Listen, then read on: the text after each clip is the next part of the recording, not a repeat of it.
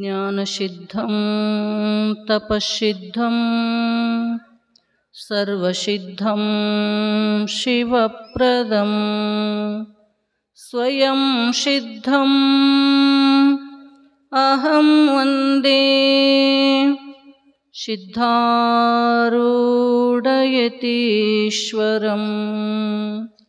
सिद्धारूढयतीश्वरं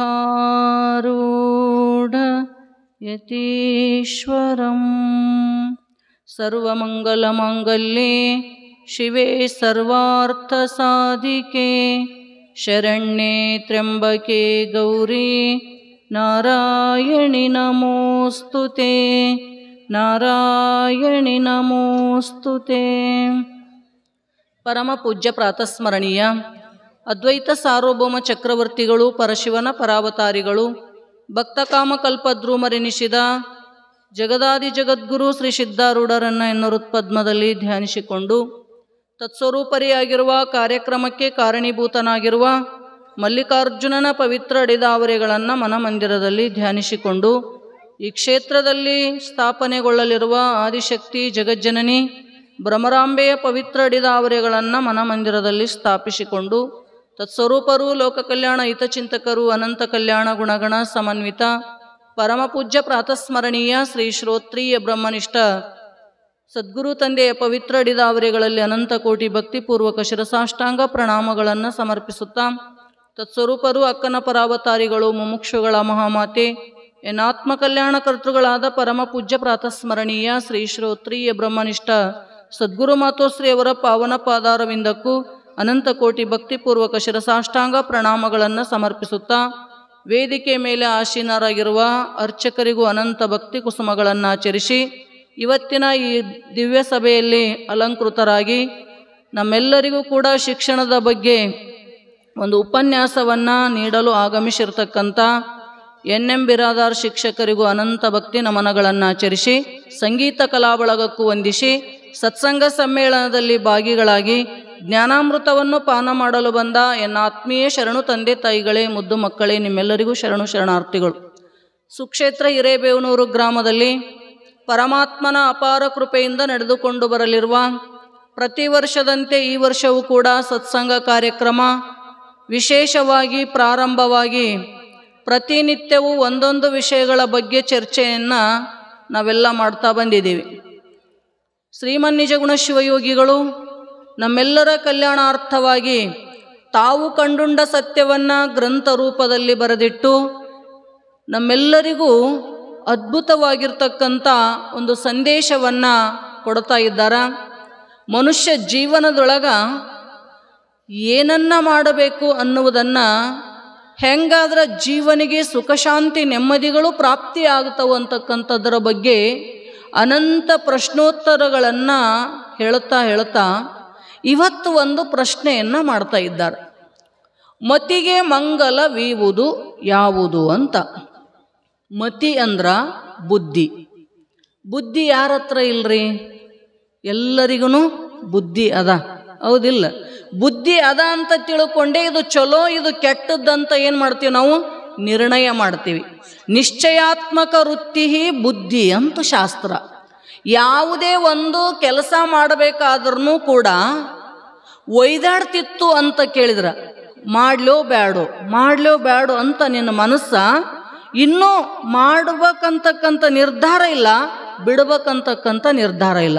ಹಿಂಗೆ ಒಯ್ದಾಡ್ತಿತ್ತು ಅಂತ ಕೇಳಿದ್ರ ಅದಕ್ಕೆ ನಮ್ಮ ಶಾಸ್ತ್ರ ಅದಕ್ಕೆ ಮನಸ್ಸು ಅಂತ ಕರೀರಿ ಅಂದರು. ಇಲ್ಲ ನಾ ಮಾಡೇ ತೀರ್ತೀನಿ ಅಂತ ಏನು ನಿರ್ಣಯ ಮಾಡ್ತೀವಲ್ಲ ಇದಕ್ಕೆ ಬುದ್ಧಿ ಅಂತ ಕರೀತಾರೆ. ಈ ಬುದ್ಧಿ ಮಂಗಲ ಮಾಡಬೇಕಾಗ್ಯದ.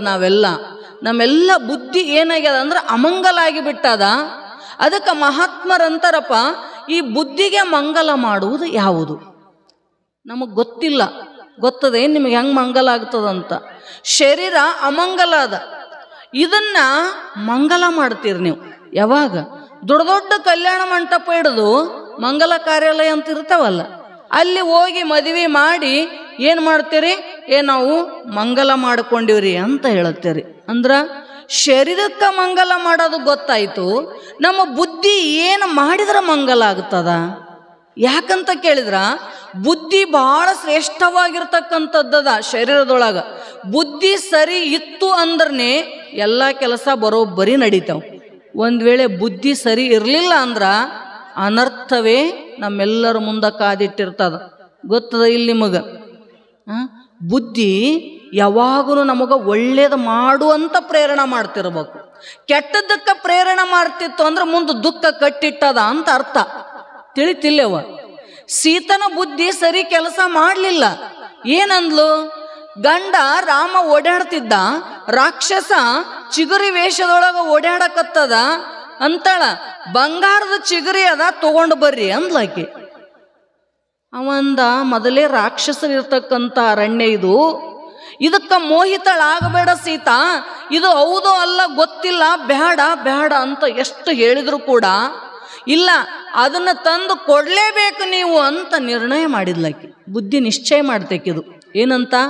ಆ ಬಂಗಾರ ಜಿಂಕಿ ನನಗೆ ಬೇಕು ಅಂತ ನಿಶ್ಚಯ ಮಾಡಿದ್ಲು. ಏನಾಯ್ತ್ರಿ ಮುಂದೆ? ತರಕ್ಕೆ ಹೋದ, ರಾವಣ ಅಪಹರಣ ಮಾಡ್ಕೊಂಡು ಹೋದ. ರಾವಣ ಅಪಹರಣ ಮಾಡ್ಕೊಂಡು ಹೋಗ್ಬೇಕಾದ್ರ ಬುದ್ಧಿ ಸೀತಂದು ಏನಾಗಿತ್ತು ಅಂದ್ರ ಅಧರ್ಮದಲ್ಲಿ ನಿಶ್ಚಯಗೊಂಡಿತ್ತದು. ಗಂಡನ ಮಾತನ್ನ ಯಾವತ್ತೂ ಕೂಡ ಮೀರ್ಲಾರ್ದಂಥ ಸೀತಾ ಮುಂದೆ ಕಷ್ಟಗಳು ಬರ್ತಾವಂತ ಪರಮಾತ್ಮ ಏನು ಮಾಡಿಬಿಟ್ಟ, ಕಷ್ಟ ಬರ ಕಾಲದೊಳಗೆ ನಮ್ಮ ಬುದ್ಧಿ ಕಸ್ಕೋತಾನಂತ ದೇವರು. ತಿಳಿತಿಲ್ರಿ? ಅದಕ್ಕೆ ಶಾಸ್ತ್ರಗಳು ಜಾಕೋ ಪ್ರಭು ದಾರುಣ ದುಃಖ ದೇಹಿ ತಾಕೆ ಮತಿ ಪಹಲೇಯಿ ಹರಲೇಯಿ ಅಂತ ಹೇಳಿತು. ಯಾರಿಗೆ ಬಹಳ ದುಃಖ ಕೊಡಬೇಕು ಅಂತಕ್ಕಂಥ ಪ್ರಾರಬ್ಧ ಇತ್ತು ಅಂದ್ರ ಭಗವಂತ ಏನು ಮಾಡ್ತಾನಂತ, ಮೊದಲು ಅವ್ರ ಬುದ್ಧಿ ಕಸ್ಕೋತಾನಂತ. ಬುದ್ಧಿ ಕಸ್ಕೊಂಡ ಅಂದ್ರ ಎಲ್ಲ ಮಾಡಬಾರ್ದು ಕೆಲಸ ಮಾಡ್ತದ, ದುಃಖ ಅನುಭವಿಸ್ಬೇಕಾಗ್ತದ. ಹಂಗೆ ಸೀತನ ಪರಿಸ್ಥಿತಿನೂ ಕೂಡ ಬುದ್ಧಿ ಹೋಗಿತ್ತು ಅಂತ ತಿಳ್ಕೊಂಡು ಅಧರ್ಮದೊಳಗೆ ನಿಶ್ಚಯ ಮಾಡಿತ್ತು ಅಂತ ದುಃಖ ಅನುಭವಿಸ್ಬೇಕಾಯ್ತಲ್ಲ. ಇನ್ನು ರಾವಣ ಬ್ರಾಹ್ಮಣ ಇದ್ದ, ವೇದೋಕ್ತಗಳನ್ನು ಬಲ್ಲವ ಇದ್ದ, ಆದರೂ ಕೂಡ ಪರಸ್ತ್ರೀಯನ್ನ ಮಾತೃ ಸಮಾನವಾಗಿ ನೋಡ್ಬೇಕಂತಕ್ಕಂಥ ಅವನ ಬುದ್ಧಿ ಬರಲಿಲ್ಲ. ಸ್ವತಃ ಮಂಡೋದರಿನೇ ಹೇಳಿದ್ಲಂತ ನೋಡ್ರಿ, ಪರಸ್ತ್ರೀ ಅಂದ್ರ ತಾಯಿ ಸಮಾನ, ಆ ಭಗವತಿಯ ಸ್ವರೂಪಿಣಿ ಅದಾಳ ಸೀತಾ ಅಂತ ಹೇಳ್ತಾರ. ಹೋಗಿ ರಾಮನಿಗೆ ಒಪ್ಪಿಸಿ ಬಂದು ಬಿಡ್ರಿ ಅಂತ ತಿಳ್ಕೊಂಡು ಎಷ್ಟೆಲ್ಲ ಉಪದೇಶ ಮಾಡಿದ್ಲು. ಕರೆ ಯಾರು ಹೆಂಡತಿ ಮಾತು ಕೇಳ್ತಾರ್ರಿ? ಕೇಳಲಿಲ್ಲ.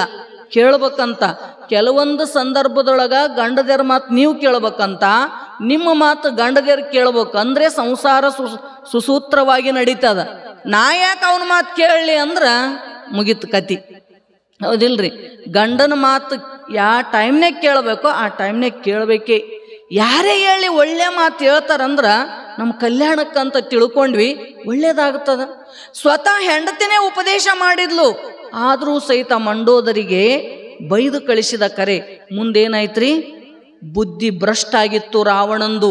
ಅಷ್ಟೆಲ್ಲ ಜ್ಞಾನಿ ಪರಮಾತ್ಮನನ್ನ ಒಲಿಸ್ಕೊಂಡಿದ್ದ, ನವಗ್ರಹಗಳನ್ನ ಮೆಟ್ಟಿಲುಗಳನ್ನಾಗಿ ಮಾಡಿದ್ದ, ಇಡೀ ಲಂಕಾ ದೇಶಕ್ಕೆ ಅಧಿಪತಿಯಾಗಿದ್ರು ಸಹಿತ ಎಂಥ ಪರಿಸ್ಥಿತಿ ಬಂತು?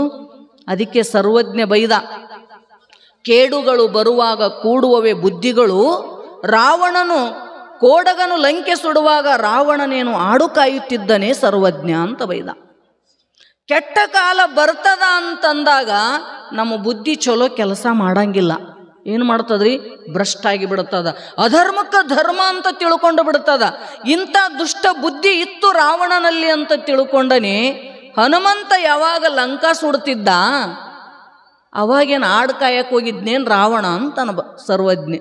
ಎಲ್ಲಿಗೋಗಿದ್ದ? ಅಲ್ಲೇ ಇದ್ದ. ಕರೆ ಆದರೂ ಸಹಿತ ಬುದ್ಧಿ ಕೆಲಸ ಮಾಡಲಿಲ್ಲ.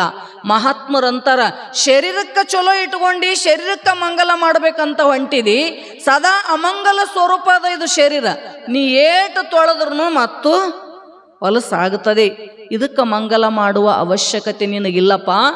ಭಗವಂತ ನಿನಗ ಶ್ರೇಷ್ಠವಾಗಿರ್ತಕ್ಕಂಥ ಮನುಷ್ಯ ಜನ್ಮ ಕೊಟ್ಟಿದ್ದು ಯಾಕಂತ ಕೇಳಿದ್ರ ಪರಮಾತ್ಮನನ್ನ ಅರಿಲಿಕ್ಕೆ. ಪರಮಾತ್ಮನನ್ನ ತಿಳಿಬೇಕಾಗಿತ್ತಂದ್ರೆ ನಿನಗ ಬುದ್ಧಿ ಬಹಳ ಜರೂರಿ ಅದ. ಆ ಬುದ್ಧಿಯನ್ನ ನೀನು ಮಂಗಲ ಮಾಡು. ಅದಕ್ಕೆ ನಿಜಗುಣರು ಮತಿಗೆ ಮಂಗಲವೀವುದು ಯಾವುದು ಅಂತ ಪ್ರಶ್ನೆ ಮಾಡಿದ್ರು ಅವರು. ನಿನ್ನ ಬುದ್ಧಿ ಮಂಗಲ ಆಗಬೇಕಾಗಿತ್ತಂದ್ರೆ ಏನು ಮಾಡಬೇಕಪ್ಪ ಅಂದ್ರ ಉತ್ತರ ಅವರೇ ಹೇಳಿದ್ರು, ಉತ್ತಮರ ಸಂಘ. ಒಳ್ಳೆಯವರ ಸಹವಾಸದೊಳಗ ಬಂದು ಕುಂತಿ ಅಂದ್ರ ಮನಸ್ಸು ತನ್ನಿಂದ ತಾನೇ ಶುದ್ಧ ಆಗ್ತದ. ಎಷ್ಟೇ ಪಾಪಿ ಇದ್ರೂ ಸಹಿತ ಒಳ್ಳೆಯವರ ಸಂಘದೊಳಗೆ ಬಂದ ಅಂದ್ರೆ ಒಳ್ಳೇದು ಮಾಡ್ಬೇಕಂತಾನೆ. ನೋಡ್ರಿ, ನೀವು ಎಷ್ಟೆಲ್ಲ ಪಾಪ ಕರ್ಮಗಳನ್ನ ಮಾಡಿರ್ಬೇಕು. ನೀವು ಇಷ್ಟು ದಿನ ಸತ್ಸಂಗ ಮಾಡಿರಿ, ಇಲ್ಲಿ ಬಂದು ಕುಂತು ಮಹಾತ್ಮರ ಮಾತುಗಳನ್ನ ಕೇಳ್ತೀರಿ ಅಂದ್ರ ಒಳಗೊಂದು ಅಂತಃಕರಣ ಅಂತದ. ಹೌದಪ್ಪ, ನಾವು ಮಾಡಿದ ತಪ್ಪದ, ನಾವು ಒಂದಿಷ್ಟು ಒಳ್ಳೆ ಕರ್ಮಗಳನ್ನ ಮಾಡಬೇಕು ಅಂತಕ್ಕಂಥ ಬುದ್ಧಿ ನಮಗೂ ಬರ್ತದ. ಅನಿಷದ ಇಲ್ಲ ನಿಮಗ? ಹೌದ್ರಿ, ನಾವು ಒಂದಿಷ್ಟು ದೇವರ ಸ್ಮರಣೆ ಮಾಡಬೇಕು, ನಾವು ಒಂದಿಷ್ಟು ಪರಮಾತ್ಮನ ಪೂಜಾ ಮಾಡಬೇಕು, ನಾವು ಇಂಥ ಮಹಾತ್ಮರ ಮಾತುಗಳನ್ನು ಜೀವನದೊಳಗೆ ಅಳವಡಿಸ್ಕೊಳ್ಬೇಕು ಅಂತಕ್ಕಂಥ ವಿಚಾರ ಒಂದಿಲ್ಲ ಒಂದು ದಿನ ಬಂದೇ ಬರ್ತದ. ಅದಕ್ಕೆ ನಿನಗೆ ತಿಳಿಲಿ ಬಿಡ್ಲಿ, ಒಟ್ಟು ಬಂದು ಕೂಡೋದು ಕಲ್ಕು. ಒಳ್ಳೆಯವರ ಸಂಘದೊಳಗೆ ಇದ್ದಿ ಅಂದ್ರೆ ನಿನ್ನ ಮನಸ್ಸಿನಲ್ಲಿರ್ತಕ್ಕಂಥ ಎಲ್ಲ ದುರ್ಗುಣಗಳು ಕಳೆದು ನಿನ್ನೊಳಗ ಸದ್ಗುಣಗಳ ಪ್ರಾಪ್ತಿ ಮಾಡ್ಕೊಳ್ಳಲಿಕ್ಕೆ ಸಾಧ್ಯ ಆಗುತ್ತದ. ನೀ ಬರೀ ಪಾಪಿಗಳ ಸಂಘದೊಳಗೆ ಕುಂತಿ ಅಂದ್ರ ಅವರಲ್ಲಿರ್ತಕ್ಕಂಥ ದುಷ್ಟ ಗುಣಗಳು ಸಹಿತ ನಿನ್ನೊಳಗೆ ಬರ್ತಾವು. ಅದಕ್ಕೆ ಸಂಘ ಮಾಡಬೇಕಾದ್ರೆ ಬಸವಣ್ಣ ಸಾರ ಸಜ್ಜನರ ಸಂಘ ಲೇಸು, ದೂರ ದುರ್ಜನರ ಸಂಘ ಭಂಗವಯ್ಯ. ಎಲ್ಲರಿಗೂ ಗೊತ್ತದ ವಚನ, ನಾವೆಲ್ಲ ಹೇಳ್ತೀವಿ ಕರೆ. ಆದ್ರ ದುರ್ಜನರ ಸಂಘದೊಳಗೆ ಯಾಕೆ ಕೂಡಬಾರ್ದು, ಸಜ್ಜನರ ಸಂಘದೊಳಗೆ ಯಾಕೆ ಕೂಡಬೇಕು ಅಂತ ಕೇಳಿದ್ರ, ಎಂಥವರ ಸಹವಾಸದೊಳಗೆ ಕುಂದಿರ್ತೀವಿ ಅಂಥ ಗುಣಗಳು ನಮ್ಮೊಳಗೆ ಬರ್ತಿರ್ತಾವ. ಅದಕ್ಕೆ ಮಗಳನ್ನ ಕೊಡಬೇಕಾಗಿತ್ತಂದ್ರ ನೋಡಿದ ತಕ್ಷಣ ಕೊಟ್ಬಿಟ್ರೇನು ನೀವು? ಏನು ಮಾಡ್ತೀರಿ? ಸುತ್ತಮುತ್ತ ಎಲ್ಲ ಮಂದಿ ಕೇಳ್ತೀರಿ, ಎಂಥವ್ರ ಜೊತೆ ಕುಂದಿರ್ತಾನವ, ಎಂಥವ್ರ ಸಂಘದೊಳಗದಾನ, ಏನು ಅವನ ಗೆಳೆಯರು ಎಂಥವ್ರು ಅದಾರ, ಅವ್ರೇನು ಚಟಗಾರರದಾರೋ, ಚಟಮುಕ್ತ ಇದ್ದವ್ರು ಅದಾರೋ, ಏನು ಬಾಳೆ ಮಾಡೋರು ಅದಾರೋ, ಏನು ಊರಾಗ ಸುಮ್ಮ ತಿಂದು ತಿರುಗವ್ರು ಅದಾರೋ ವಿಚಾರ ಮಾಡಿರೇ? ಏನು ಸುಮ್ಮ ಕಂಡ್ರವ್ರಿಗೆ ಕೊಟ್ಟುಬಿಟ್ರೆ ಮಕ್ಕಳನ್ನ? ಎಷ್ಟು ವಿಚಾರ ಮಾಡ್ತೀರಿ? ಒಂದು ಮಗಳನ್ನ ಕೊಡಬೇಕಾದ್ರ ಎಲ್ಲಿ ಕುಂದಿರ್ತಾನ, ಏನು ಮಾಡ್ತಾನ, ಅವನ ಆಚಾರ ವಿಚಾರಗಳು ಹೆಂಗದವಂತ ಪರೀಕ್ಷೆ ಮಾಡ್ತೀರಿ ಅಂದ್ರ, ನಾವು ಕೂಡ ಪರಮಾತ್ಮ ನಮ್ಮನ್ನ ಒಪ್ಕೋಬೇಕಾಗಿತ್ತಂದ್ರ ನಾವು ಎಂಥವ್ರ ಸಂಘದೊಳಗೆ ಕೂಡ್ತೀವಿ ಅನ್ನೋದು ಬಹಳ ಜರೂರಿ ಅದ. ಪರಮಾತ್ಮ ನಮ್ಮನ್ನು ಕೂಡ ಪರೀಕ್ಷೆ ಮಾಡ್ತಾನ.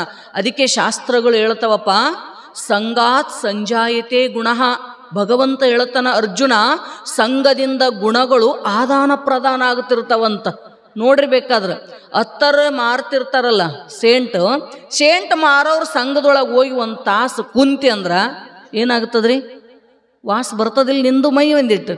ನೋಡ್ರಿ, ಬೇಕಾರೆ ಊದ್ಬತ್ತಿ ಸುಗಂಧ ಅದಾವಂತ ತಿಳ್ಕೊಂಡು ಊದ್ಬತ್ತಿ ಹಚ್ಕೊಂಡು ಕುಂದ್ರಿ, ಅದೆಲ್ಲ ಮುಗಿದ ಬಳಿಕ ನಿಮ್ಮ ಬಟ್ಟೆ ವಾಸ ನೋಡ್ಕೋರಿ, ಹೆಂಗೆ ವಾಸ ಬರ್ತದದು? ಊದ್ಬತ್ತಿ ವಾಸೆ. ಯಾಕ? ಅದು ಅದ್ರ ಸಂಘ ಮಾಡ್ತಲ್ಲ, ಅದ್ರ ಗುಣಗಳು ಇದ್ರೊಳಗೆ ಬಂದು ತಿಳಿತ್ರಿ. ಅದೇ ನೀವು ಎಂದರ ಆ ಇಡ್ಲಿ ಮಾರೋನ್ ಸಂಘ ಮಾಡಿದ್ರಿ ಅಂದ್ರ ಎಷ್ಟೇ ಶುಭ್ರವಾಗಿ ಬಟ್ಟೆ ಉಟ್ಕೊಂಡು ಎಷ್ಟು ಸ್ವಚ್ಛ ಅದ ಅಂತ ಬೇಕಾದಂಗೆ ಹೋಗಿ ಕುಂದ್ರಿ, ಯಾವ ಮರಿಯಿಂದರ ಒಂದಿಟ್ಟು ಮಸಿ ಅತ್ತೆ ಇರ್ತಾವ. ಹೌದಿಲ್ರಿ? ಯಾಕೆ ಹತ್ತಿತ್ತದು? ಸಂಘದ ಪ್ರಭಾವ ಬಹಳ ಜರೂರಿ ಅದ. ಅದಕ್ಕೆ ಶಾಸ್ತ್ರಗಳು ಹೇಳ್ತಾವು, ಗುಣ ನೋಡಿ ಗೆಳೆತನ ಮಾಡಪ್ಪ. ಎಂಥವ್ರ ಸಂಘದೊಳಗೆ ಕೂಡೋದ್ರಿಂದ ನಿನ್ನ ಜೀವನದ ಸಾರ್ಥಕತೆ ಆಗ್ತದ. ಅಂಥ ಮಹಾತ್ಮರ ಸಂಘದೊಳಗ, ಸಜ್ಜನರ ಸಂಘದೊಳಗ, ಒಬ್ಬ ಸದ್ಭಕ್ತನ ಸನ್ನಿಧೊಳದೊಳಗ ಒಂದು 5 ನಿಮಿಷ ಕುಂತ ಸಾಕು, ನಿನ್ನ ಜೀವನ ಪಲ್ಲಟ ಆಗ್ತದ. ಪಾಪಿಗಳ ಸಂಘದೊಳಗೆ ಒಂದು ಕ್ಷಣ ಕುಂತರೂ ನಿನ್ನ ಬುದ್ಧಿ ಭ್ರಷ್ಟಾಗಿ ಹೋಗುತ್ತದ ಅಂತ ಹೇಳ್ತಾರೆ.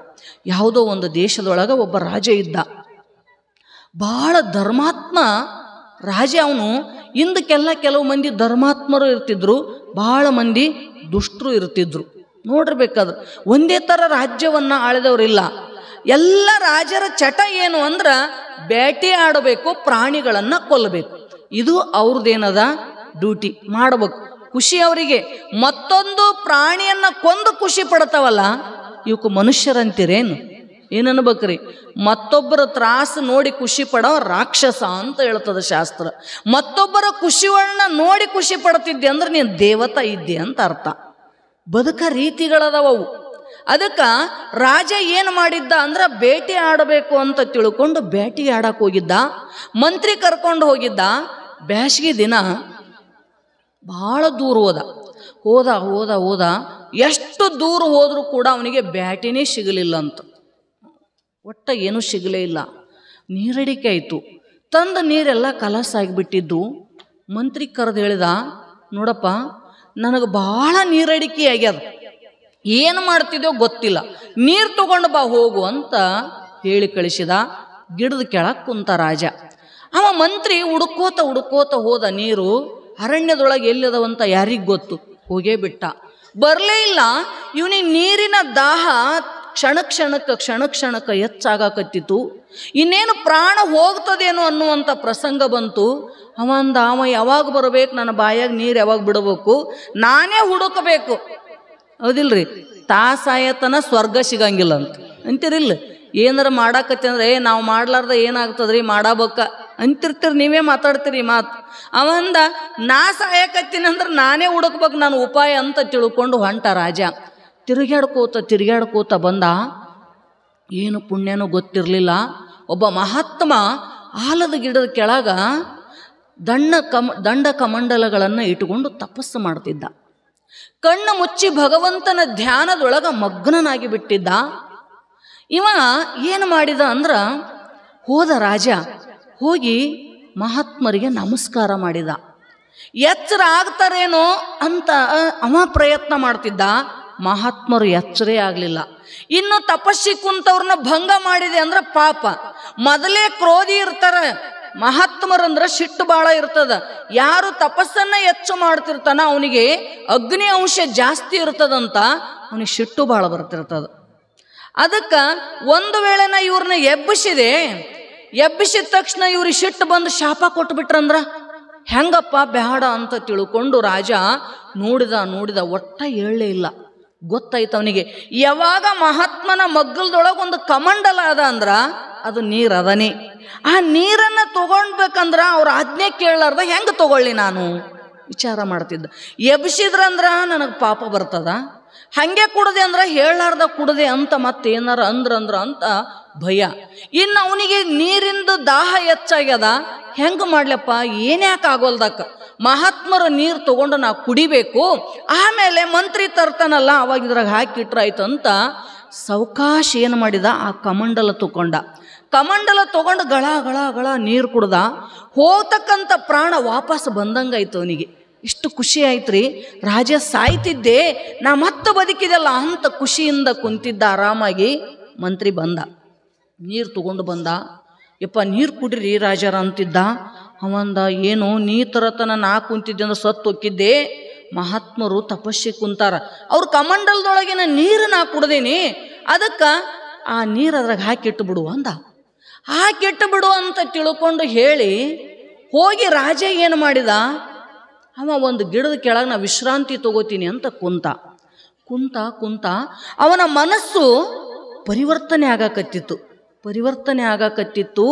ನಾ ಎಷ್ಟು ದಿನ ರಾಜ್ಯಭಾರ ಮಾಡಿದ್ರೆ ಏನದಪ್ಪ, ಒಂದು ದಿನ ಪರಮಾತ್ಮನ ಪೂಜಾ ಮಾಡಲಿಲ್ಲ, ಧ್ಯಾನ ಮಾಡಲಿಲ್ಲ, ಜಪ ಮಾಡಲಿಲ್ಲ, ಬರೀ ಸಂಸಾರದ ಸುಖದೊಳಗೆ ನಾನು ಮುಳುಗಿ ಎದ್ದೆ. ವೈಷಯಿಕ ಸುಖವನ್ನು ಅನುಭವಿಸ್ತಾ ಎಷ್ಟು ಜನ್ಮಗಳನ್ನು ಕಳೆದಿನೋ ಗೊತ್ತಿಲ್ಲ. ಮತ್ತು ಇದೇ ಹೆಂಡತಿ ಮಕ್ಕಳು ಗಂಡ ಅಂತಕ್ಕಂಥ ಸಂಸಾರದೊಳಗೆ ಸಿಕ್ಕೊಂಡಿನಿ. ಬ್ಯಾಡಿ ಸಂಸಾರ ಸಾಕಿನ್ನು ನಾ ಇಲ್ಲೇ ಕುಂತು ತಪಸ್ಸು ಮಾಡಬೇಕು ಅಂತ ಕಣ್ಣು ಮುಚ್ಚಿ ಕುಂತ್ಬಿಟ್ಟವ. ಯಾರ್ರಿ? ರಾಜ ಕಣ್ಣು ಮುಚ್ಚಿ ಕುಂತ. ತಾಸಾಯ್ತು, 2 ತಾಸಾಯ್ತು. ಮಂತ್ರಿ ಹಂಗೇ ಕುಂತಿತ್ತು ಕಾಯ್ಕೋತ ಯಾವಾಗ ಬರ್ತಾರೆ ರಾಜರಂತ. ಆಮೇಲೆ ಮಹಾತ್ಮ ಎದ್ದ ಅವನಿಗೆ ನೀರಡಿಕೆ ಆಯಿತು. ಕಮಂಡಲ ತಗೊಂಡು ನೀರು ಕುಡ್ದ ಮಹಾತ್ಮ. ಆ ತಕ್ಷಣದೊಳಗ ಮಹಾತ್ಮನ ಮನಸ್ಸು ಪರಿವರ್ತನೆ ಆಗಕತ್ತಿತ್ತಂತ. ಎಷ್ಟು ಆಶ್ಚರ್ಯ ಅಂತೀರಿ.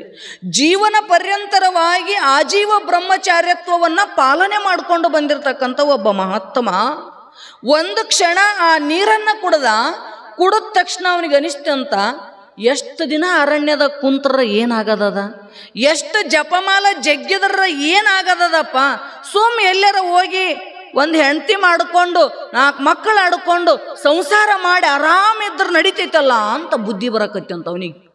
ಎಂಥ ವಿಚಿತ್ರದ ನೋಡ್ರಿ ಇದು. ಅವನಿಗೆ ಸನ್ಯಾಸಿ ಆಗಬೇಕಂತ ವಿಚಾರ, ಇವನಿಗೆ ನಾನು ಹೋಗ್ಬೇಕಿನ್ನು ಊರಾಗ ಈ ಗಿಡದ ಕೆಳಗೆ ಕುಂತ್ರು ಏನು ಸುಖ ಆಗಲಿಲ್ಲ, ಸಾಕಿದು ಇನ್ನು ತಪಸ್ಸು ಮಾಡೋದು ಅಂತ ತಿಳ್ಕೊಂಡು ನಾವು ಊರಾಗ ಹೋಗ್ಬೇಕು ಅಂತ ತಿಳ್ಕೊಂಡು ಇವನ ಮನಸ್ಸು ಪರಿವರ್ತನೆ ಆಯಿತು. ಆ ಮಂತ್ರಿ ವಿಚಾರ ಮಾಡಿದ, ನೋಡಿದ 2-3 ತಾಸಾದರೂ ಎದ್ದೇಳಲೇ ಇಲ್ಲ. ಇವನು ಊರಿಗೆ ಹೋಗ್ಬೇಕಂತ ವಿಚಾರ, ಅವನಿಗೆ ತಪಸ್ಸು ಮಾಡ್ಬೇಕಂತ ವಿಚಾರ. ಹೋಗಿ ರಾಜರಿಗೆ ಎಬ್ಸಿದಂಥ ಮಂತ್ರಿ, ರಾಜರ ಸಮಯ ಆಯಿತು, ಹೋಗನ್ ನಡ್ರಿ ಅರಮನೆಗೆ ಅಂತಿದ್ದ. ಎಲ್ಲದನೋ ಅರಮನೆ ಅಂದಂತವ. ಯಾರ್ರೀ? ರಾಜ. ಎಲ್ಲದ ಅರಮನೆ? ನನಗೆ ಇದೇ ಅರಮನೆ, ನಾ ಇಲ್ಲೇ ಕುಂದಿರ್ತೀನಿ, ಹೋಗಿ ನೀನೇ ನೋಡ್ಕೋ ರಾಜ್ಯ ಅಂದ್ಬಿಟ್ಟ. ಅಂದ ಆಶ್ಚರ್ಯ ಆಯಿತು.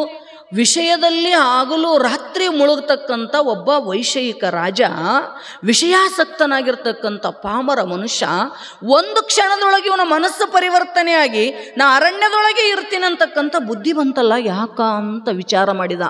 ವಿಚಾರ ಮಾಡಿ ಅವನಿಗೆ ಗೊತ್ತಾಯಿತು. ಯಾಕಂದ್ರೆ ಮಂತ್ರಿಗಳಂದ್ರೆ ಸಾಮಾನ್ಯ ಇರಂಗಿಲ್ಲ, ಭಾಳ ತೀಕ್ಷ್ಣಮತಿ ಇರ್ತಾರಂತ. ಯಾರ ಹಿಂದಕ್ಕೆ ರಾಜರಿದ್ರು ಅಂತ ಯೋಗ್ಯರಾಗಿರ್ತಕ್ಕಂಥ ಅಂತ ತೀಕ್ಷ್ಣ ಮತಿ ಇರ್ತಕ್ಕಂಥವ್ರನ್ನ ನೋಡಿನೇ ಮಂತ್ರಿ ಮಾಡ್ಕೋತಿದ್ರಂತ. ಮಂತ್ರಿಹೀನ ರಾಜ ನಶ್ಯತಿ ಅಂತ ಶಾಸ್ತ್ರ ಹೇಳ್ತಾವ. ಮಂತ್ರಿ ಇರ್ಲಾರ್ದಂಥ ರಾಜ ಬಹುಬೇಗದೊಳಗೆ ನಾಶ ಆಗುತ್ತಾನ ಅಂತ ಹೇಳ್ತಾವ. ಈಗಿನ ಮಂತ್ರಿಗಳ ಸುದ್ದಿ ಹೇಳಕತ್ತಿಲ್ಲೇವು ನಾನು. ಈಗಿನ ಮಂತ್ರಿಗಳದ್ದು ಏನು ಲೆಕ್ಕ ಇಲ್ಲ, ಮಾತು ಆಡಬಾರ್ದು ಅದನ್ನು ನಾವು. ಆದ್ರೆ ಆಗಿನ ಮಂತ್ರಿಗಳು ಅಷ್ಟು ಶಾಣೆ ಇರ್ತಿದ್ರು. ಅವಾಗ ಅವಂದ, ನಮ್ಮ ರಾಜರಿಗೆ ಬುದ್ಧಿ ಬರ್ಬೇಕಾದ್ರೆ ಏನು ಕಾರಣ ವಿಚಾರ ಮಾಡಿ ಮಹಾತ್ಮರತ್ತ ಬಂದು ಯಪ್ಪ ಹೆಂಗಾರ ಮಾಡ್ರಿ ನಿಮ್ಮ ಕಾಲು ಬೀಳ್ತೀನಿ, ನಮ್ಮ ರಾಜರು ಹಿಂಗೆ ಅನ್ನಕತ್ತಾರಿ, ಯಾಕೋ ಉಲ್ಟಾ ಪಲ್ಟಾ ಮಾತಾಡಕತ್ತಾರ, ಬುದ್ಧಿ ಹೆಂಗೆಂಗೋ ಆಗ್ಯದ ನಮ್ಮ ರಾಜರದು, ಒಂದಿಟ್ಟು ಹೇಳಿ ಬರ್ರಿ ಅಪ್ಪ ಅಂತಿದ್ದ. ಅವನು ಮಹಾತ್ಮ ಎಷ್ಟಾದ್ರೂ ತಪಸ್ಸು ಮಾಡಿದವ, ಮನಸ್ಸು ಶುದ್ಧ ಇತ್ತು. ಒಂದು ಕ್ಷಣ ಮನಸ್ಸು ವಿಚಲಿತ ಆದರೆ ಏನಾಯಿತು, ಮರುಕ್ಷಣದೊಳಗೆ ಅವನು ಬುದ್ಧಿ ಹೇಳ್ತಿತ್ತು. ಎಷ್ಟೋ ವರ್ಷಗಳ ಪರ್ಯಂತರವಾಗಿ ಬ್ರಹ್ಮಚಾರಿತ್ವವನ್ನು ಪಾಲನೆ ಮಾಡ್ಕೋತ ಬಂದು ಒಂದು ಕ್ಷಣದೊಳಗೆ ನಾ ಸಂಸಾರಿ ಆಗಬೇಕಂತಕ್ಕಂಥ ದುರ್ಬುದ್ಧಿ ನನ್ನೊಳಗೆ ಬಂದದಂದ್ರ ಏನೋ ಗದ್ದಲ ಆಗ್ಯದ ಅಂತ ಗೊತ್ತಾಯ್ತು ಅವನಿಗೆ. ಗೊತ್ತಾಗಿ ಪ್ರಧಾನಿ ಎಬ್ಬಿಸ್ಬರ್ರಿ ನಮ್ಮ ರಾಜರಿಗೆ, ರಾಜ್ಯಕ್ಕೆ ಹೋಗಂತ ಹೇಳಬರ್ರಿ ಅಂದ. ಗೊತ್ತಾಯ್ತು ಏನೋ ಗದ್ದಲ ಆಗ್ಯದ, ಗಡಬಡ ಆಗ್ಯದ ಅಂತ ತಿಳಿತವನಿಗೆ.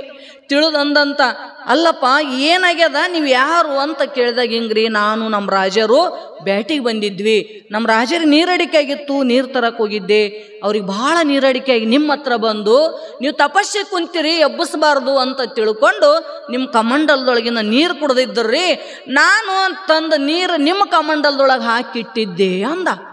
ಇದೇ ಬಂತು ನೋಡು ಗಡಬಡ, ಇಲ್ಲೇ ಆಗ್ಯದ ಅಂದಂತಾವ. ಗಡಬಡಾಯಿತು. ಯಾಕಂದ್ರ ಒಬ್ಬ ಮಹಾತ್ಮನ ಹಸ್ತಸ್ಪರ್ಶ ಆಗಿರ್ತಕ್ಕಂಥ ನೀರಿನೊಳಗ ಇಡೀ ಸಂಸಾರವನ್ನು ಮರೆಸಿ, ಸಂಸಾರವನ್ನು ಮರೆತು ನಾ ಸನ್ಯಾಸಿ ಆಗಬೇಕಂತಕ್ಕಂಥ ಬುದ್ಧಿ ಬಂದ್ರ, ಪಾಪಿಯಾಗಿರ್ತಕ್ಕಂಥ ಒಬ್ಬ ರಾಜಶೀಕ ವೈಷಯಿಕ ಮನುಷ್ಯನ ಹಸ್ತದಿಂದ ತಂದಿರತಕ್ಕಂಥ ನೀರಿನೊಳಗೆ ಎಂಥ ತಾಕತ್ತದ. ಇಡೀ ಜೀವನ ಪರ್ಯಂತರ ತಪಸ್ಸು ಮಾಡಿದ್ರು ಕೂಡ ಅವನಿಗೆ ಸಂಸಾರ ಮಾಡ್ಬೇಕಂತಕ್ಕಂಥ ಬುದ್ಧಿ ಬಂದದ. ಅದಕ್ಕಂದಂಥ ಮಹಾತ್ಮ ಅದಕ್ಕೆ ಸುಮ್ಮನೆ ಹೇಳಿಲ್ಲಪ್ಪ ಭಗವಂತ ಗೀತಾದೊಳಗ, ಸಂಗಾತ್ ಸಂಜಾಯತೆ ಗುಣ. ಒಬ್ಬ ಮಹಾತ್ಮನ ಸಂಘ ಮಾಡಿದೆ ಅಂದ್ರೆ ನಿನಗೆ ಒಳ್ಳೆ ಗುಣಗಳು ಬರ್ತಾವು, ಪಾಪಿಗಳ ಸಂಘ ಮಾಡಿದೆ ಅಂದ್ರೆ ಇಂಥ ಪಾಪ ಗುಣ ನನಗೆ ಬಂದಂಗೆ ನಿನಗೆ ಬರ್ತಾವೆ ನೋಡು ಅಂತ ತಿಳ್ಕೊಂಡು ಅವಾಗ ರಾಜನಿಗೆ ಹೋಗಿ ತಿಳಿಸಿ ಹೇಳಿದಂತ, ನೋಡಪ್ಪ ನೀ ರಾಜ ಅಂದ್ರೆ ಭೂ ಪ್ರತ್ಯಕ್ಷ ದೇವತಾ, ಪ್ರಜೆಗಳ ಪಾಲನೆ ನಿನ್ನ ಕರ್ತವ್ಯ, ಅರಣ್ಯದೊಳಗೆ ಕುಂತು ತಪಸ್ಸ ಮಾಡುವುದು ನಮ್ಮಂಥವ್ರ ಕರ್ತವ್ಯ, ಹೋಗು ರಾಜ್ಯವನ್ನ ಪಾಲನೆ ಮಾಡು, ಧರ್ಮಾತ್ಮನಾಗಿ ಬದುಕು ಅಂತ ತಿಳ್ಕೊಂಡು ಯಾವಾಗ ಮಹಾತ್ಮ ಉಪದೇಶ ಮಾಡಿದ, ಅರಮನೆಗೆ ಬಂದು ರಾಜ್ಯವನ್ನ ಆಳಿದಂತ. ಹೇಳ ತಾತ್ಪರ್ಯ ಏನು ಅಂತ ಕೇಳಿದ್ರ, ಸಂಘ ಮಾಡ್ರಿ.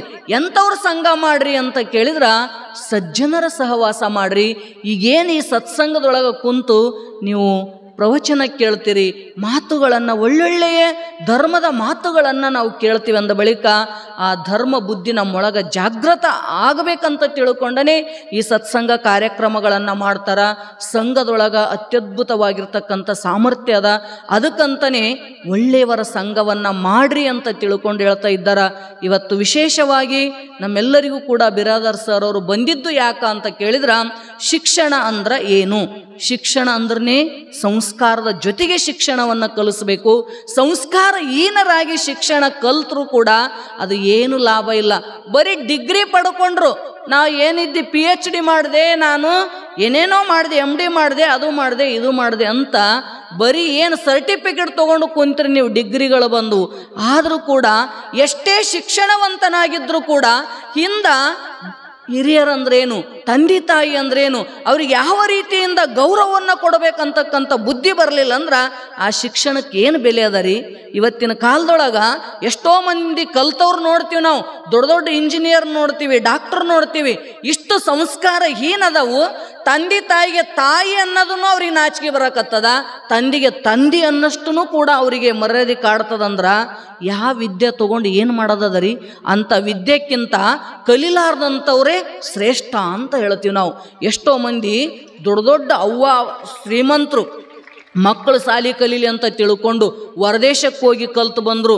ನಮ್ಮಲ್ಲಿ ನಾವು ನೋಡಿರ್ತಕ್ಕಂಥ ದೃಷ್ಟಾಂತ ಏನಂದ್ರೆ, ಪ್ರೊಫೆಸರ್ ಅವರು ಕಾಲೇಜಿನೊಳಗೆ ಪ್ರೊಫೆಸರ್ ಇದ್ದ, ಅವರು ನೌಕರಿ ಮಾಡಕ್ಕೆ ಹೋಗಿದ್ದ.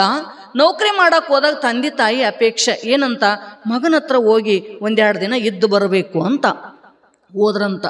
ತಾಯಿ ಹೋದ್ಲು, ನನ್ನ ಮಗನ ನೋಡಿ ಬರ್ತೀನಿ, ಎಷ್ಟೋ ದಿನಗಳಾದವು ಮಗನ ನೋಡೇ ಇಲ್ಲ, ನಾನು ನೋಡಿ ಬರ್ತೀನಿ ಅಂತ ತಿಳ್ಕೊಂಡು ಹೋಗಿದ್ಲಂತ. ಮನೆ ಅಡ್ರೆಸ್ ಕೇಳ್ಕೊಂಡು ಹೋಗಿದ್ಲು. ಮಗ ಅಲ್ಲೇ ಮದುವೆ ಮಾಡ್ಕೊಂಡ್ಬಿಟ್ಟಿತ್ತು. ಸೊಸೆ ಅನ್ನೋದು ಆಕಿಗೇನು ಗೊತ್ತು, ಯಾರೋ ಮನೆ ಕೆಲಸ ಮಾಡೋಕೆ ಅಂತ ತಿಳ್ಕೊಂಡ್ಲ ಆಕಿ ಮುದುಕಿ. ಓದಾಕಿ ಯಾಕಂದ್ರೆ ಹೇಳಿದ್ದೇ ಇಲ್ಲ ಮಗ ನಾ ಮದುವೆ ಮಾಡ್ಕೊಂಡೀನಿ ಅಂತ. ತಿಳ್ಕೊಂಡ್ಲಕ್ಕಿ ಕೆಲಸ ಮಾಡೋಕ್ಕಿರ್ಬೇಕು, ನನ್ನ ಮಗ ಹೋಗ್ಯಾನ ಕಾಲೇಜ್ಕ ಅದಕ್ಕೆ ಕೆಲಸ ಮಾಡಾಕಿ ಮನ್ಯಾಗದಾಳ ಅಂತ ತಿಳ್ಕೊಂಡ್ಲು. ಯಾರು ನೀನು ಅಂದ್ಲು. ನಾನು ಇಂಥವ್ರ ತಾಯಿ ಇದ್ದೀನಿ ಅಂತ ಹೇಳಿದ್ಲು. ಹಾಗಾದ್ರೆ ಅಲ್ಲೇ ಕುಂದ್ರಿ ಅಂತ ಕುಂದ್ರಿಸಿದ್ಲು ಹೊರಗೆ. ಯಾರ್ರೀ? ಸೊಸಿರಿ. ನನ್ನ ಅತ್ತಿ ಅದಳ, ನನ್ನ ಗಂಡನಿಗೆ ಜನ್ಮ ಕೊಟ್ಟಕ್ಕೆದಳ ಅಂತಕ್ಕಂಥ ಪರಿಕಲ್ಪನೆ ಇಲ್ಲ, ಅಲ್ಲೇ ಕುಂದರಿ ಬರ್ತಾರ ಅಂತ ಹೊರಗೆ ಕುಂದರ್ಸಿದ್ಲು. ತಾಯಿ ಗಂಟು ಕಟ್ಕೊಂಡು ಹೋಗಿತ್ತು, ಒಂದೆರಡು ದಿನ ಇದ್ದು ಬರಬೇಕು ಬಟ್ಟಿ ಅಂತ. ಮಗ ಟೈಮ್ ಆಯಿತು, ಇನ್ನು ಊಟಕ್ಕೆ ಬರಬೇಕಲ್ಲ. ಅವತ್ತು ವಿಶೇಷವಾಗಿ ತನ್ನ ಗೆಳೆಯರಿಗೆ ಕರ್ಕೊಂಡು ಹೊಂಟಿದ್ದವ ಮನೆಗೆ. ಗೆಳೆಯರಿಗೆ ಕರ್ಕೊಂಬರ್ಬೇಕಂತ ತಿಳ್ಕೊಂಡು 4-6 ಮಂದಿ ಗೆಳೆಯರನ್ನ ಕರ್ಕೊಂಡು ಮನೆಗೆ ಬಂದ. ತಾಯಿ ದೂರಿಂದ ಮಗ ಬರೋದು ನೋಡ್ತ್ರಿ, ಎಷ್ಟು ಖುಷಿಯಾಗಿರ್ಬೇಕ್ರಿ. ಅದು ಅನುಭವಿಸ್ತಕ್ಕಂಥ ತಾಯಿಗೆ ಗೊತ್ತಾಗ್ತದ ಮಗ ಎಷ್ಟು ದೊಡ್ಡವಾಗ್ತಾನ, ಎಷ್ಟು ಎತ್ತರಕ್ಕೆ ಬೆಳಿತಾನ. ಯಾವುದೊಂದು ಸ್ವಾರ್ಥ ಇರಲಾರ್ದನೆ ಸಂತೋಷ ಪಡ್ತಕ್ಕಂಥ ವ್ಯಕ್ತಿ ಯಾವುದಾದ್ರೂ ಇತ್ತಂದ್ರೆ ಅದು ತಾಯಿ ತಂದಿನೇ. ಮತ್ಯಾರು ಜಗತ್ತಿನೊಳಗೆ ನಮ್ಮ ಏಳಿಗೆ ನೋಡಿ ಸಹನ ಮಾಡೋರದಾರ? ಯಾರು ನೋಡಿ ನಮಗೆ ಚಲೋ ಅನ್ನೋರದಾರಿ? ತಾಯಿಗೆಷ್ಟು ಖುಷಿ ಆಯಿತು. ಮಗ ಸೂಟು ಬೂಟು ಹಾಕ್ಕೊಂಡು ದೊಡ್ಡ ಚಂದ ಅಂಗಿ ಹಾಕ್ಕೊಂಡು ಬಂದ ನೋಡಿ, ಇಷ್ಟು ಸಂತೋಷ ಆಯಿತು. ಕಣ್ಣು ತುಂಬಿ ಹೋಯ್ತು ಮಗನ ನೋಡಿ. ಎಷ್ಟು ವರ್ಷಗಳಿಂದ ನನ್ನ ಮಗ ಬರ್ತಾನಂತ ಕಾದೆ ಬರಲಿಲ್ಲ, ಇವತ್ತು ನನ್ನ ಮಗ ಬಂದಲ್ಲ ಅಂತ ತಿಳ್ಕೊಂಡು ಆ ತಾಯಿ ಭಾಳ ಪ್ರೀತಿಯಿಂದ ನೋಡ್ಕೋತ ನಿಂತಿದ್ಲು. ನೋಡ್ಲಾರ್ದಂಗ ಅವ ನೋಡ್ರಿ, ಇಂದು ಗೆಳೆಯರದಾರ 4-6 ಮಂದಿ ಹಂಗೆ ಹೊಂಟಿದ್ದ. ಮಗ ಅಂತಿದ್ಲು. ಅವ್ರಂದ್ರೆ ಹಂಗೆ ಹೊಂಟಿದ್ದ, ಅಲ್ಲೇ ಕೂಡು ಅಂತ ಹೇಳುತ್ತಾ ಮುಂದಕ್ಕೆ ಹೋದ. ಒಳಗೆ ಹೋದ ಬಳಿಕ ಅವ್ನ ಗೆಳೆಯರು ಕೇಳಿದ್ರಂತ, ಅಲ್ಲ ಆ ತಾಯಿ ಎಷ್ಟು ನಿನ್ನ ಹಿಂದಿಂದ ಬರ್ತಿದ್ಲು ಮಗ ಅಂತ, ಯಾರಾಕಿ ಅಂತ ಕೇಳಿದ್ನಂತ. ಯಾರಾಕಿ ಅಂತ ಕೇಳಿದ್ರ ಅವ ಅಂದಂತ, ಇಲ್ಲ ನಾವು ದೊಡ್ಡ ಮಂತ್ಯಂದವ್ರು ಇದ್ದೀವಿ, ನಮ್ಮ ಮನ್ಯಾಗ ಮುಸ್ರಿ ತೊಳೆಯಕೆದಳ ಅಂದಂತಾವ್. ನಮ್ಮ ಮನ್ಯಾಗ ಮುಸ್ರಿ ತೊಳೆಯಕೆದಳ ಅಂದ. ಕಿವಿಗೆ ಬಿತ್ರಿ ಈ ಶಬ್ದ ಆ ತಾಯಿಗೆ. 4 ದಿನ ಮಗನ ಹತ್ರ ಇದ್ದು ಹೋಗ್ಬೇಕಂತ ಹೋಗಿರ್ತಕ್ಕಂಥ ತಾಯಿ ಗಳ ಅಳಕತ್ತಿದ್ಲಂತ. ಬ್ಯಾಡವಪ್ಪ, ಇಂಥ ಮಗ ಯಾವಾಗ ತಾಯಿಗೆ ತಾಯಿ ಅಂತ ಪರಿಚಯ ಮಾಡಿ ಕೊಡ್ತಕ್ಕಂಥ ಸಭ್ಯತೆ ಇವನೊಳಗೆ ಇರಲೇ ಅಂದ ಬಳಿಕ ಏನಿದ್ರೆ ಏನದ ನಡಿ, ನನ್ನ ಜೀವನ ಇರಬಾರ್ದು ಅಂತ ಹಂಗೆ ವಾಪಸ್ ಊರಿಗೆ ಬಂತಂತ್ರಿ. ಊರಿಗೆ ಬಂದ ಹಾಸಿಗೆ ಹಿಡಿದು ಮಲಗಿತ್ತು ಮುದುಕಿ. ಕೇಳಿದ್ರೆ ಏನಾಯಿತು ಅಂತ, ನನ್ನ ಪಾಲಿಗೆ ನನ್ನ ಮಗ ಸತ್ತ, ನನ್ನ ಪಾಲಿಗೆ ನನ್ನ ಮಗ ಸತ್ತ, ನನ್ನ ಮಗನ ಪಾಲಿಗೆ ನಾನೇ ಸತ್ತೆ ಅಂತ ತಿಳ್ಕೊಂಡು ಹಾಸಿಗೆ ಹಿಡಿದು ಮುದುಕಿ ಸತ್ತೇ ಹೋಯ್ತು. ಕರೆ ಮಣ್ಣು ಹಾಕಕ್ಕೆ ಬರಲಿಲ್ಲ ಮೂರ್ಖ ಮಗ. ಯಾರಿವರು? ಕಲ್ತಿರ್ತಕ್ಕಂಥವ್ರು, ಶಿಕ್ಷಣವಂತರು ಇವರೆಲ್ಲ. ತಂದೆ ತಾಯಿಗೆ ಅನ್ನ ಹಾಕ್ಲಾರ್ದಂಥ ಶಿಕ್ಷಣ ಅದು ಯಾತ್ರ ಶಿಕ್ಷಣ ರೀ? ಒಂದಿಷ್ಟೂ ಕೂಡ ಗೌರವ ಕೊಡ್ತಕ್ಕಂಥದ್ದು ಗೊತ್ತಿಲ್ಲ. ಯಾರು ನಮಗೆ ದೊಡ್ಡವರದಾರ, ಯಾರಿಂದ ನಾ ಮೇಲೆ ಬಂದೆ ಅಂತಕ್ಕಂಥ ಸಂಸ್ಕಾರ ಇರಲಾರ್ದಂಥ ಶಿಕ್ಷಣ ಇದು ಯೋಗ್ಯವಾಗಿರ್ತಕ್ಕಂಥದ್ದಲ್ಲ. ಶಿಕ್ಷಣ ಅಂದ್ರೆ ಜಗತ್ತು ನಮ್ಮನ್ನು ನೋಡಿ ತಲಿಬಾಗಬೇಕು. ನಾವು ನೋಡ್ತೀವಿ, ಸ್ವಾಮಿ ವಿವೇಕಾನಂದರು ಎಂಥ ಅದ್ಭುತವಾಗಿರ್ತಕ್ಕಂಥ ದೊಡ್ಡ ವ್ಯಕ್ತಿಗಳು ಇದ್ರು ಅಂತಕ್ಕಂಥದ್ದನ್ನು ಆ ಮಹಾತ್ಮನ ನೋಡಿ ಕಲಿಬೇಕು ನಾವು. ನೋಡ್ರಿ, ನಮ್ಮ ದೇಶ ಅಲ್ಲ, ನಮ್ಮ ಭಾರತೀಯ ಸಂಸ್ಕೃತಿಯನ್ನು ಈ ದೇಶ ಅಲ್ಲದೆ ಹೊರ ದೇಶದೊಳಗೂ ಕೂಡ ಏನು ಮಾಡ್ತಿದ್ರು? ಪ್ರಚಾರವನ್ನು ಮಾಡಿ ನಮ್ಮೆಲ್ಲರಿಗೂ ಕೂಡ ಇವತ್ತು ಆದರ್ಶ ವ್ಯಕ್ತಿಗಳಾಗಿದ್ದಾರ. ಇವತ್ತು ನಾವು ಅವ್ರನ್ನ ಪೂಜಾ ಮಾಡ್ತೀವಿ. ಅವರು ಶಿಕ್ಷಣ ಕಲ್ತಿದ್ದಿಲ್ಲೇನು, ಶಿಕ್ಷಣದ ಜೊತೆಗೆ ಸಂಸ್ಕಾರವನ್ನು ಮೈಗೂಡಿಸಿಕೊಂಡು ನಮ್ಮ ದೇಶ ಅಂದರೆ ಏನು, ನಮ್ಮ ದೇಶದ ಪರಂಪರೆ ಹೆಂಗದ, ನಾವು ಹೆಂಗೆ ಬದುಕಬೇಕಂತಕ್ಕಂಥ ರೀತಿಯನ್ನು ನಮ್ಮಲ್ಲಿ ಅಲ್ಲ ಹೊರದೇಶದೊಳಗೂ ಕೂಡ ಬೆಳೆಸಿ ಬಂದಿರತಕ್ಕಂಥ ಪುಣ್ಯಾತ್ಮನನ್ನು ಇವತ್ತು ನಾವು ಎಷ್ಟು ನೆನೆಸಿದ್ರು ಕೂಡ ಕಮ್ಮಿನೇ. ಒಂದು ಸಲ ಏನಾಗಿತ್ತಂತ, ಸ್ವಾಮಿ ವಿವೇಕಾನಂದರು ಅವರು ಟ್ರೈನ್ ಒಳಗೆ ನಡೆದಿದ್ರು. ಹೋಗುವಾಗ ಪರದೇಶದ ಬೂಟುಗಳನ್ನು ಕಾಲಾಗ ಹಾಕ್ಕೊಂಡಿದ್ದ, ಭಾರತ ದೇಶದ ಟೊಪಿಗೆ ತಲೆ ಮ್ಯಾಗ ಹಾಕ್ಕೊಂಡು ಟ್ರೈನಿನೊಳಗೆ ನಡೆದಿದ್ರಂತ ಸ್ವಾಮಿ ವಿವೇಕಾನಂದರು. ಹೋಗ್ತಕ್ಕಂಥ ಸಂದರ್ಭದೊಳಗೆ ಹಾಗೆಲ್ಲ ಅಲ್ಲಿ ಅವರು ಅಮೇರಿಕದ ಜನ ನೋಡ್ತಿದ್ರು, ಹುಚ್ಚಿದ್ದಂಗೆ ಕಾಣುತ್ತಾನಿವ ಅಂತ ಅಷ್ಟೇ ಗುರ್ತೈಸಿದ್ರು. ದೊಡ್ಡ ಮನುಷ್ಯ ಒಬ್ಬ ಅವ್ರು ಇರ್ತಕ್ಕಂಥ ಬೋಗಿಯೊಳಗೆ ಬಂದು ಕುಂತ, ಆ ಡಬ್ಬೆ ಕುಂತ್ಕೊಂಡು ನೋಡ್ತಿದ್ದ ಸ್ವಾಮಿ ವಿವೇಕಾನಂದರನ್ನ. ಮಹಾತ್ಮನ ವ್ಯಕ್ತಿತ್ವ ಏನು ಅನ್ನೋದು ಸಾಮಾನ್ಯ ಮನುಷ್ಯನಿಗೆ ಏನು ಗೊತ್ತಾಗಬೇಕ್ರಿ. ಸ್ವಾಮಿ ವಿವೇಕಾನಂದರು ಹಂಗೆ ಪೇಪರ್ ಓದ್ಕೋತ ಕುಂತಿದ್ರು. ನೋಡಿದ ಅವನಿಗನಿಸ್ತು, ಅಸಹ್ಯ ಅನಿಸ್ತು. ಯಾಕಂದ್ರೆ ನಾ ಇಷ್ಟು ದೊಡ್ಡ ವ್ಯಕ್ತಿ ಇದೀನಿ, ಇಂಥ ಒಬ್ಬ ಬಿಕಾರಿ ಬಂದು ಈ ನನ್ನ ಡಬ್ಬೆ ಕುಂತಾನಂದ್ರೆ ನನಗೆ ಅಪಮಾನ ಅನ್ನಿಸ್ತು. ಅವನಿಗೆ ಅನಿಸಿ ನೋಡಿದ, ಭಾಳ ತ್ರಾಸಾಕತ್ತಿತ್ತು. ಎದ್ದು ಹೋಗ ಅನ್ನಕ್ಕೂ ಬರಂಗಿಲ್ಲ, ಇವನಿಗೆ ಮಾತಾಡ್ಸೋಕ್ಕೂ ಬರಂಗಿಲ್ಲ, ಬೇಡಪ್ಪ ಅಂತ ತಿಳ್ಕೊಂಡು ತಾನು ಒಂದು ಪುಸ್ತಕ ತೊಗೊಂಡು ಓದ್ಕೋತ ಕುಂತ. ಓದಿ ಸಾಕಾಗಿ ಹಾಕ್ಕೊಂಡಿರ್ತಕ್ಕಂಥ ಕೋಟನ್ನು ಬಿಚ್ಚಿಟ್ರಂತ. ಕೋಟ್ ಬಿಚ್ಚಿಟ್ಟು ಶೂ ಬಿಚ್ಚಿಟ್ಟು ಮಲಗಿದ್ರು ವಿವೇಕಾನಂದರು. ಅವನು ನೋಡಿದ, ನಿದ್ದೆ ಎತ್ತಿತ್ತು ಸ್ವಾಮಿ ವಿವೇಕಾನಂದರಿಗೆ. ನಿದ್ದೆ ಎತ್ತಿದ್ದು ನೋಡಿ ಏನು ಮಾಡಿದಂದ್ರೆ, ಸ್ವಾಮಿ ವಿವೇಕಾನಂದರದು ಬೂಟು ತೊಗೊಂಡು ಒಗೆದು ಬಿಟ್ಟಂತ. ಕಿಡಿಕಿಯಾಗಿಂದ ಬೂಟು ಒಗೆದು ಬಿಟ್ಟ. ಹೋದ, ಬೂಟು ಒಗೆದು ತಾನೂ ಕೂಡ ಹೋಗಿ ಕೈ ತೊಗೊಂಡು ಬಂದು ಮಲ್ಕೊಂಡು ಬಿಟ್ಟ. ಮಲ್ಕೊಂಡ 1-2-3 ತಾಸು ಆದ ಬಳಿಕ ವಿವೇಕಾನಂದರಿಗೆ ಎಚ್ಚರ ಆಯಿತು. ನೋಡಿದ, ಇನ್ನು ಹೋಗ್ಬೇಕು, ನಾನು ಮುಖ ತೊಳ್ಕೊಬೇಕಂತ ನೋಡ್ತಿದ್ರು, ಬೂಟೇ ಕಾಣಲಿಲ್ಲ. ಇಷ್ಟೊತ್ತನ ಇಲ್ಲೇ ಇದ್ದು ನನ್ನ ಬೂಟು. ಇವ ನನ್ನ ಬಹಳ ವಿಚಿತ್ರವಾಗಿ ನೋಡ್ತಿದ್ದ. ಬಹುಶಃ ಇವನೇ ಏನೋ ಮಾಡಿರ್ಬೇಕಂತ ಗೊತ್ತಾಯ್ತು ಅವರಿಗೆ. ಗೊತ್ತಾಗಿ ಸ್ವಾಮಿ ವಿವೇಕಾನಂದರು ವಿಚಾರ ಮಾಡಿದ್ರು, ಇವ ಯಾವಾಗ ನನ್ನ ಹಿಂಗೆ ಕೀಳು ದೃಷ್ಟಿಯಿಂದ ನೋಡ್ತಾನಂದ್ರೆ ನಾನು ಇವನಿಗೆ ತಕ್ಕ ಪಾಠವನ್ನೇ ಕಲಿಸ್ಬೇಕು ಅಂತ ತಿಳ್ಕೊಂಡು ಅವನು ಮಲ್ಕೊಂಡಿದ್ದ. ನಿದ್ದೆ ಎತ್ತಿತ್ತು. ಅವನು ಕೋಟ್ ಇತ್ತು. ಆ ಕೋಟ್ ತೊಗೊಂಡು ಏನು ಮಾಡಿದ್ರು ಅಂದ್ರೆ ಕಿಡಿಕಿಯಾಗಿಂದ ಹೊರಗೆ ಒಗೆದ್ಬಿಟ್ರು. ಕಿಡಿಕಿಯಾಗಿಂದ ಹೊರಗೆ ಒಗೆದು ಸುಮ್ಮ ಪೇಪರ್ ಓದ್ಕೋತ ಕುಂತರು. ಅವನು ಮಲ್ಕೊಂಡಿದ್ದ. ಆಮೇಲೆ ಎಚ್ಚರಾಗಿ ಎದ್ದ, ಕೋಟು ಹುಡುಕ್ತಿದ್ದ. ಕಾಣಲೇ ಇಲ್ಲ ಕೋಟು. ಎಲ್ಲೋಯ್ತು ನನ್ನ ಕೋಟು? ಇರೋದು ಬೋಗ್ಯಾಗ ನಾನು ನೀನು ಇಬ್ಬರೇ. ತೊಗೊಂಡ್ರೆ ಯಾರು? ನೀನೇ ತೊಗೊಂಡಿರ್ಬೇಕು ನಾನು ಕೋಟು ಅಂತ ಅವ್ರು ಅಂತಿದ್ರಂತ. ಸ್ವಾಮಿ ವಿವೇಕಾನಂದರು ಅಂದ್ರಂತ, ನಾ ಯಾಕೆ ತೊಗೊಳ್ಳೋ? ನಿನ್ನ ಕೋಟ್ ತೊಗೊಂಡು ನಾ ಏನು ಮಾಡಲಿ? ನಿನ್ನ ಕೋಟು ನಾನು ಬೂಟ್ ತರಕ್ಕೆ ಹೋಗ್ಯದ ಅಂದ್ರಂತ. ಎಲ್ಲಿಗೆ ಹೋಗ್ಯದ ಅದು? ನಾನು ಬೂಟ್ ತೊಗೊಂಬರಕ್ಕೆ ಹೋಗ್ಯದ, ತಗೋ ಅಂದ್ರಂತ. ಆವಾಗ ಅದಕ್ಕೆ ಪಶ್ಚಾತ್ತಾಪ ಆಯಿತು, ನಾ ತಪ್ಪು ಮಾಡಿದ್ನೇನು ಅಂತಕ್ಕಂಥ ಅರಿವು ಮೂಡಿತೆ ಅಂತ. ಯಾಕಂತ ಕೇಳಿದ್ರೆ ಸ್ವಾಮಿ ವಿವೇಕಾನಂದರಿಗಿರ್ತಕ್ಕಂಥ ದೇಶಭಕ್ತಿ, ಅವರಲ್ಲಿರ್ತಕ್ಕಂಥ ಅಧ್ಯಾತ್ಮ ಪ್ರೇಮ, ಅವರು ಸಾಧಿಸಿರ್ತಕ್ಕಂಥ ಸಾಧನೆ ಎಷ್ಟು ದೊಡ್ಡದಿತ್ತು ಅಂದ್ರೆ ಅವರ ಜೀವನ ಚರಿತ್ರೆಗಳನ್ನು ಓದಿದ್ರೆ ಗೊತ್ತಾಗ್ತದೆ. ಹಂಗೆ ಬರೀ ನಾವೆಲ್ಲ ಶಿಕ್ಷಣವನ್ನು ಕಲ್ತ್ರೆ ದೊಡ್ಡವರಾಗಂಗಿಲ್ಲ, ಶಿಕ್ಷಣದ ಜೊತೆಗೆ ಒಳ್ಳೆಯ ಮಹಾತ್ಮರ ಜೀವನ ಚರಿತ್ರೆಯನ್ನು ಒಂದಿಷ್ಟು ಓದಿ ಕೇಳಿ ಅದರ ಜೊತೆಗೆ ನಾವು ಮೈಗೂಡಿಸ್ಕೊಂಡ್ವಿ ಅಂದ್ರೆ ಆ ಶಿಕ್ಷಣಕ್ಕೆ ಒಂದು ಬೆಲೆ ಬರ್ತದ ಅಂತ ಮಹಾತ್ಮರು ಹೇಳಕತ್ತಾರ. ಇದೇ ವಿಷಯವನ್ನು ಕುರಿತು ಇವತ್ತು ಸವಿಸ್ತಾರವಾಗಿ ನಮ್ಮ ಸರ್ ಬಂದಿದ್ದಾರ ಬಹುದೂರದಿಂದ. ಅವರು ನಿರರ್ಗಳವಾಗಿ ಉಪದೇಶವನ್ನು ಕರುಣಿಸ್ತಾರ. ತಾವೆಲ್ಲ ಶಾಂತ ರೀತಿಯಿಂದ ಕೇಳ್ರಿ ಅಂತ ತಿಳ್ಕೊಂಡು ಹೇಳ್ತಾ ನನ್ನ 2 ತೊದಲು ನುಡಿಗಳನ್ನು ಸದ್ಗುರುನಾಥ ನಡೆದ ಅವರುಗಳಲ್ಲಿ ಅರ್ಪಿಸ್ತಾ ಇದ್ದೀನಿ. ಹರಿ ಓಂ ತತ್ಸತ್.